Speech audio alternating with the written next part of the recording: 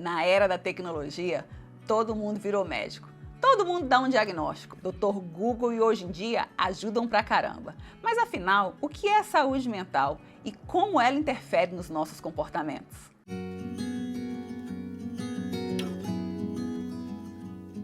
Olá, eu sou Andréa Chaves. Estou psicóloga porque essa é minha profissão, mas sou cristã porque essa é a minha identidade.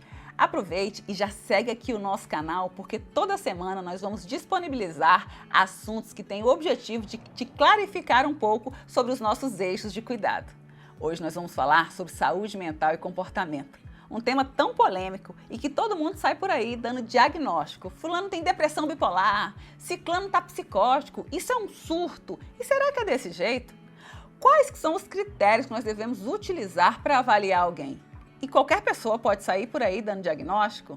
Não! A saúde mental, como qualquer outra área da saúde, ela é atribuída a profissionais especialistas. E só quem pode dar um diagnóstico de saúde mental é psicólogo e psiquiatra. A gente já começa por aí.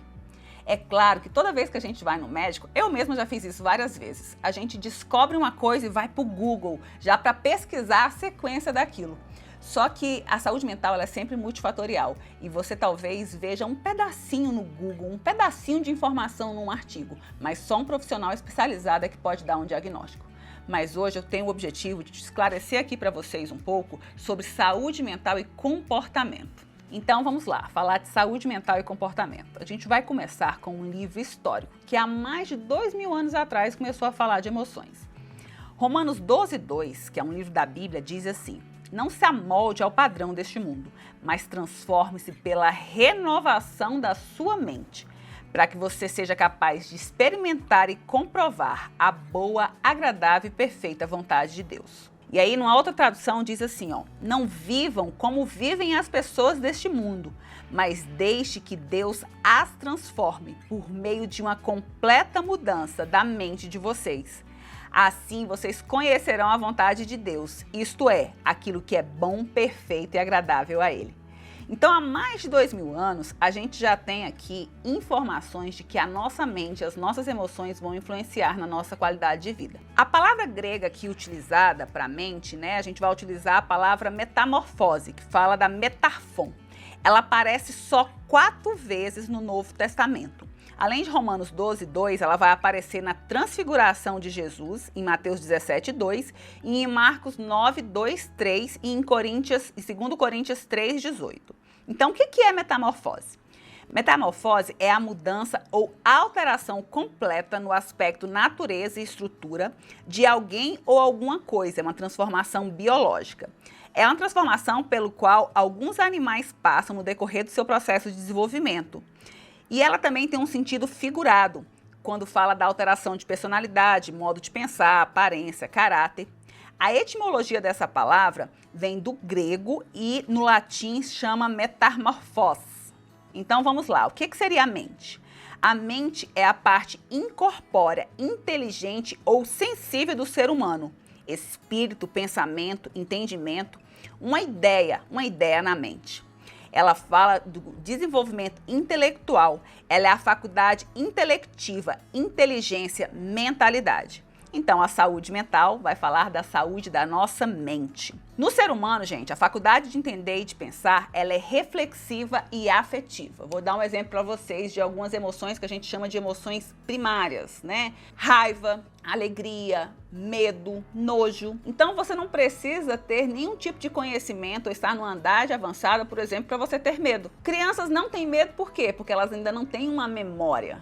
Mas quando você fala, isso faz mal, ela começa a ter medo. E aí a gente vai para o segundo ponto, que são as nossas emoções secundárias, que são as emoções que a gente tem baseadas nas nossas lembranças, no nosso hipotálamo, nas nossas memórias, lá no nosso depósito, na nossa caixinha de memórias.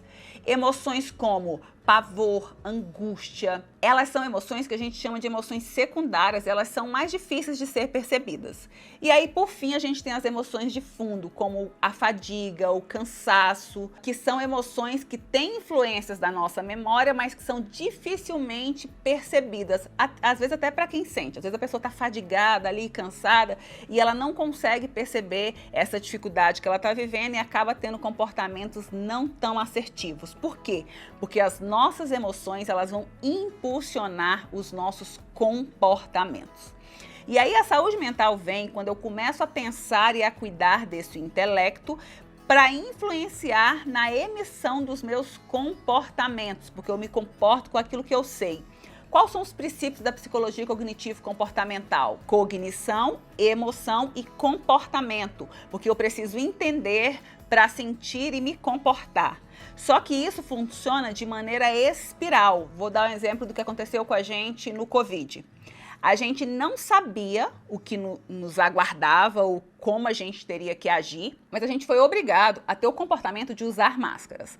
A partir daquilo, a gente começou a estudar, a querer decifrar o que é o Covid, como é que viveu outras épocas de pessoas que já vivenciaram algum tipo de epidemia, de pandemia. Então, a gente começou a buscar esse conhecimento. Então, isso funciona de maneira espiral. Comportamento, emoção e cognição. Mas eu não tenho como, gente, atribuir um nome a uma emoção quando eu não conheço aquela emoção. Então, a minha saúde mental, ela está ligada às questões emocionais, mas elas são influenciadas por outros fatores. A gente viu isso aqui no vídeo dos 4 eixos de cuidado. Você pode repetir e assistir esse vídeo de novo se você tiver com alguma dúvida.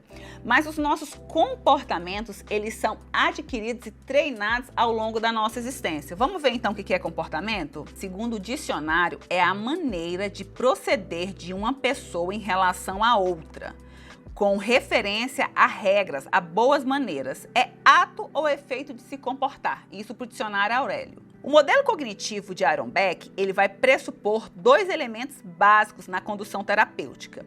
E ela é fundamentada na premissa de que o comportamento e a emoção de uma pessoa são determinados em parte de como ela organiza suas cognições. Então vejam, a nossa psique, a nossa mente, vai influenciar na emissão dos nossos comportamentos, e os comportamentos e as emoções são as primícias, ou seja, são a base da condução terapêutica, são a base também da condução da nossa vida, né? E aí Aaron Beck vai falar que é fundamental que a gente consiga entender um pouco, né, esse formato de emoção, comportamento e relações interpessoais. Além disso, envolver estruturas necessárias para sustentar o processamento eficaz das informações. Então, como a gente viu, a saúde mental, ela vai influenciar nos nossos comportamentos. E o modelo cognitivo que Beck propõe, ele vai falar dessas premissas de emoção e comportamento enquanto balizadores ali da nossa vida. O que é importante a gente entender? Nem todo mundo tem um diagnóstico.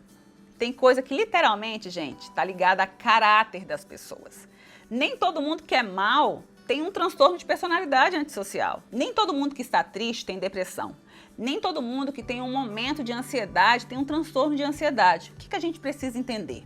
Que existem critérios para você dar um diagnóstico na saúde mental. E sim, as nossas emoções vão influenciar no nosso comportamento.